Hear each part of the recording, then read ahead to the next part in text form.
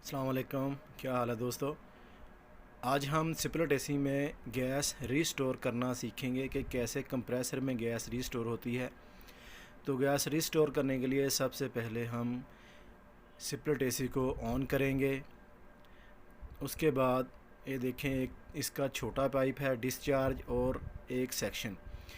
ये छोटा जो पाइप है इसको हम एलन की के साथ बंद करेंगे जब हमारा कंप्रेसर ऑन हो जाएगा तब, और वेट करेंगे थोड़ा 1 से 1.5 मिनट तक।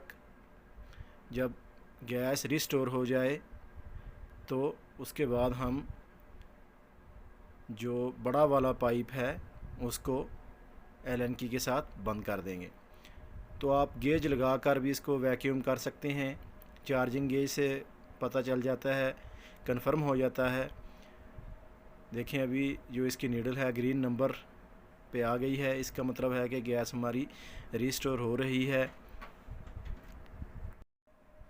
तो अब थोड़ा सा हम वेट करेंगे 5 या 10 सेकंड।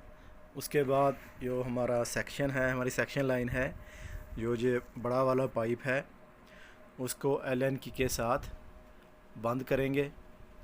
जब ये बंद हो जाए तो उसके बाद हमने उसी वक्त जो सिपलेट एसी है उसको बंद करना है, उसको ऑफ़ कर देना है